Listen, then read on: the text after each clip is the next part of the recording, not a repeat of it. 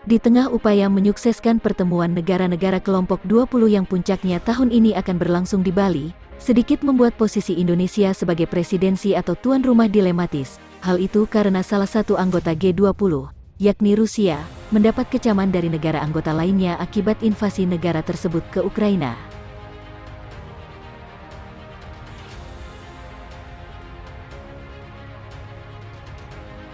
Think that Russia needs to be removed from the G20? On the latter point, my answer is yes. That depends on the G20.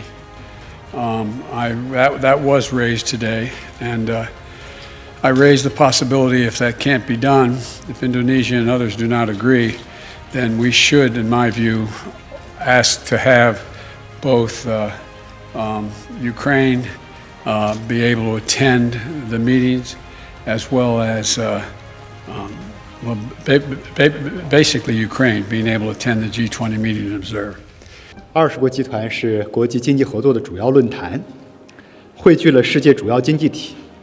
俄罗斯是重要成员，任何成员都没有权利开除其他国家的成员资格。20国集团应践行真正的多边主义，加强团结合作，携手应对经济、金融、可持续发展等领域的突出挑战，为实现强劲、绿色、健康的全球发展做出积极贡献。中方支持印尼主席国围绕共同复苏、强劲复苏的主题，按照既定议程推进20国集团。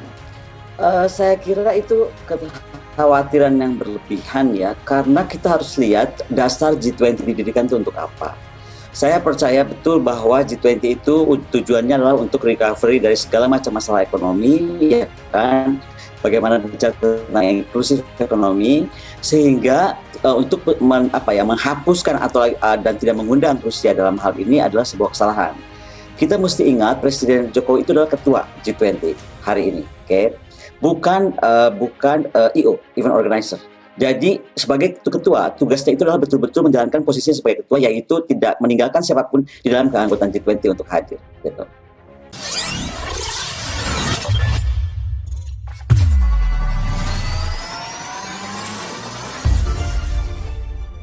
Kehadiran Vladimir Putin membuat Amerika Serikat dan sekutunya ketar-ketir serta berencana tidak akan hadir di acara tersebut jika Vladimir Putin hadir. Sementara sebagai tuan rumah, Indonesia mencoba berlaku adil dengan mengundang semua negara anggota untuk hadir dalam pertemuan puncak. Presiden Rusia, Vladimir Putin, pun mengaku berniat untuk hadir dalam pertemuan tersebut. Menanggapi posisi Indonesia sebagai presidensi G20 di tengah konflik Rusia dengan Ukraina yang dikecam mayoritas negara di dunia, Guru Besar Hukum Internasional Universitas Indonesia, Hikmahanto Juwana, mengatakan mau tidak mau Indonesia menjadi medan tarik-menarik dalam konflik Rusia dengan Amerika Serikat terkait situasi di Ukraina.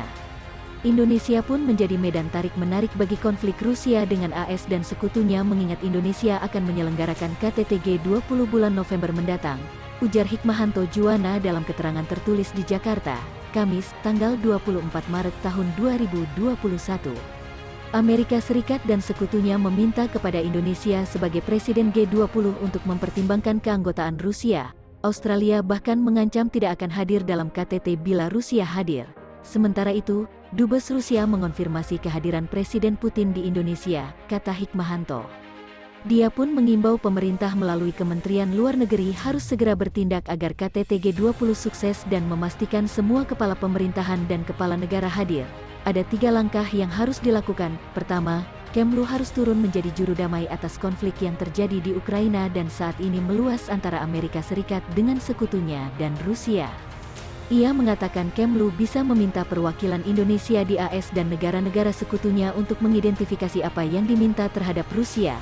Sementara itu, perwakilan Indonesia di Rusia menjalankan langkah yang sama.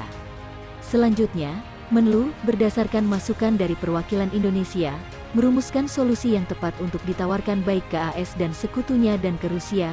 Jelasnya, langkah kedua, kata Hikmahanto, adalah Menteri Luar Negeri RI atau utusan khusus harus melakukan shuttle diplomasi atau diplomasi ulang-alik untuk membicarakan solusi yang ditawarkan oleh Indonesia. Langkah terakhir, bila diperlukan, Menlu dapat meminta Presiden untuk melakukan pembicaraan langsung dengan Presiden Rusia, Vladimir Putin, dan Presiden Amerika Serikat, Joe Biden, agar konflik segera diakhiri demi kemanusiaan dan keselamatan serta perekonomian dunia, kata Hikmahanto. Ia mencatat bahwa serangan Rusia ke Ukraina tidak kunjung usai dan gencatan senjata masih belum berhasil. Seusai pemberlakuan sanksi ekonomi oleh AS dan sekutunya, konflik semakin meluas, tidak hanya antara Rusia dan Ukraina, tetapi antara Rusia dengan Amerika Serikat dan sekutunya.